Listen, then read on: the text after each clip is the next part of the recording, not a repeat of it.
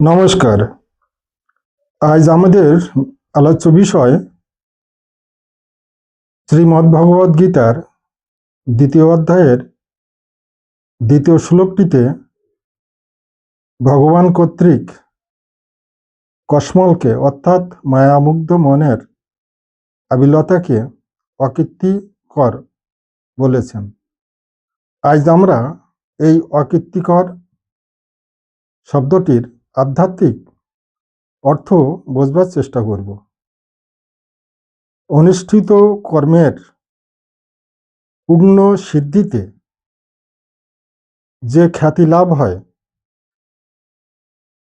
তার নামই কীর্তি। যেমন সংসার করলে সংসারী, ধন উপার্জন করলে ধনী, জ্ঞান উপার্জন করলে জ্ঞানী, বিজ্ঞান সাধনা করলে বৈজ্ঞানিক, কর্মত্যাগ হলে সন্ন্যাস, আর সম্পূর্ণ কর্মের সমাপন হল ব্রহ্মত্ব। যে সাধক সকল কর্মসীমা অতিক্রম করে পূর্ণ শিখরে অবস্থান করতে পারেন, জীব মুক্তি বা বিদেহ মুক্তি তার করতলগত হয়। বীর সাধক মায়ার সহস্র টানকে উপেক্ষা করে চরম উচ্চ স্তরে আরোহণ করতে থাকেন। এই সময়ে যদি দৈববশে তার শরীর ত্যাগ হয়, তাহলেও তাতে তাকে অভিভূত করতে পারে না,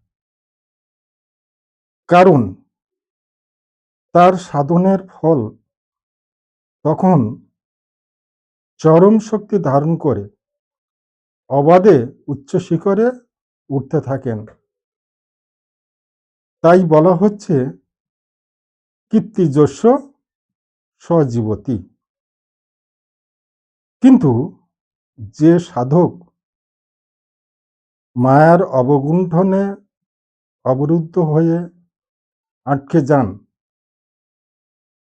তার সম্মুখে কসমল এসে চিদাকাশকে কুয়াশাচ্ছন্ন করে মানস দিব্য দৃষ্টিকে ঢেকে দেয়। সাধক তখন পথহারা দিশেহারা হয়ে ঘুরপাক খেতে থাকেন।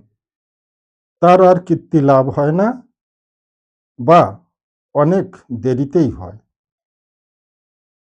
কেননা সাধন কর্মের উচ্চ স্তরে অবরোহণকারী সাধককে যেমন সকল কর্মসীমা পার করিয়া দেয়, তেমনি দুর্বল সাধক যারা মায়ামুগ্ধ হয়ে সাধন করেন, তাদের আর ঊর্ধ্বতর গতি লাভ হয় না। মায়া বন্ধনে আটকে পড়ে থেকে জনম জনম ধরে জন্ম মৃত্যুর চক্রে তাকে ঘুরপাক খেতে হয়। তাই ভগবান বলছেন,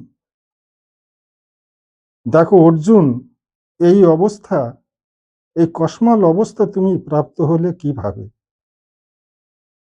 কেননা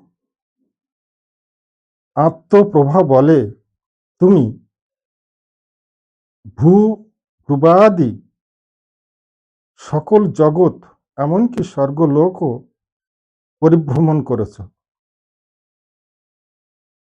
তুমি শিবপ্রসাদে পশুপাত অস্ত্র পেয়েছ। তুমি সহস্র দলের প্রতিপদ্যে পরিভ্রমণ করেছ। শিবপ্রসাদে পশুপাত অস্ত্র লাভ করে সহস্রারের মূলবিন্দুতে আত্মোৎসর্গ করে সকল অশুভ শক্তি নাশক শিব পদে প্রতিষ্ঠিত হয়েছে।